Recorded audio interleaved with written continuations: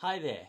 Have you ever struggled to stay on point or to highlight your message or even to be seen as an expert or a thought leader? My name is Kwong and I help people stand up, show up and stand out. In this video, we're analysing Airbnb's CEO Brian Chesky as he does an interview on CNBC about the future of travel. Let's see what he has to say and how he addresses the questions. The travel industry was decimated by the COVID-19 pandemic, but as you heard, Airbnb is starting to see green shoots of improvement. So I asked Brian Chesky if he's seeing a sustained rebound in his business in the United States and if that's in jeopardy given a rise in COVID infections in certain states. It's hard to know. I think one thing I've learned is not to try to get in the business of predicting the future. Anyone who has not done very well the last few months. But what I can tell you is the following.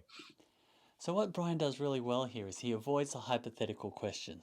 When you're speaking to media or when you're an executive or even when you're asked questions, you want to avoid hypothetical questions because you don't know what's going to happen. You can't make that prediction. And if you make a prediction that doesn't turn out, you're going to have egg on your face.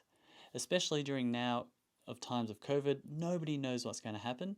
So you want to stay away from hypotheticals, but you want to shift to what you do know. And that's how Brian pivots to his following statement of what he can tell us.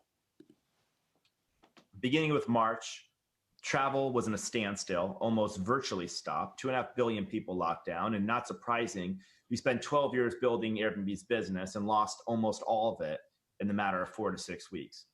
Wow, that was such a simple but powerful sentence. They've been building Airbnb for 12 years and they've practically lost all of it within 4 to 6 weeks. It just creates that shock factor and that wow factor that really gets you listening and understanding how big an impact COVID has had on Airbnb. What Brian does really clever is that he just makes it so easy for anyone to understand. He's speaking on CNBC, so he's speaking to a much wider audience. So it's important for him to help the audience understand what's happened to the company by giving us that shock factor.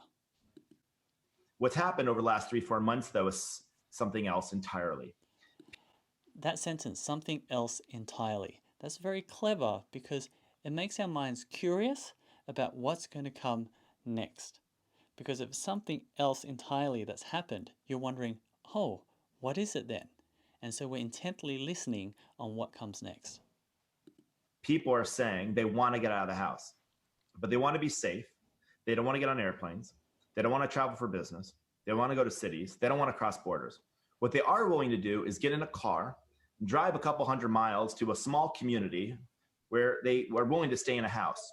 And because of that, though our business has not recovered, I want to be very clear, something remarkable happened, which was that sentence, something remarkable happened, creates curiosity in our minds. We're wondering, why is it remarkable? If it's remarkable, it's something out of our expectations. So we're intently listening to find out what it is. End of May, early June, we have the same volume of bookings in the United States as a year before without any marketing, zero marketing whatsoever. I think this is just showing that people are yearning for something. They're yearning for connection and they want to be connected to each other, to the communities. They want to get outside. And so I think that travel is going to come back. It's just going to take a lot longer than we would have thought, and it's going to be different. Is Airbnb prepared if we do see perhaps not lockdowns, but potentially lockdowns or more businesses close, more communities sort of shutting down to outsiders? So I want you to remember this question. Is Airbnb prepared if there are further lockdowns or if businesses have to close? Is Airbnb ready? And let's listen to his answer. We, have dramatically reduced our cost. We reduced our cost, and it was an incredibly difficult, harrowing experience because we said we don't know how long the storm will take. And so I'm going to hope for the best, but I'm planning for the worst. So if there's a shutdown or multiple shutdowns, if communities get shut down, if travel stops, we'll be okay because of the change we've made. We've cut nearly $1 billion of marketing. We've had to reduce our staff. We've been very, very lean and nimble. All right, so there you go. He's answered the question. He's given us 3 reasons where Airbnb is going to be prepared because they've cut down almost $1 billion in marketing. They've reduced staff and they're keeping themselves lean and nimble. What's really interesting is what comes next. And we've also been resilient. We've launched online experiences people can do from home. We have longer term stays. A large percent of our bookings, almost a fifth of our booking or nights, are for stays longer than 30 days. And the other thing is we have not lost any host on our platform, or I should say differently, we have more hosts today, more homes today than before COVID started. So the important thing here. So notice how he's gone from cost savings and how they're nimble to positives, and how they've released new products, they've got longer term stays, and they've got even more hosts than before. So he's focusing us now on the positives. Is that the market is resilient, the community is resilient.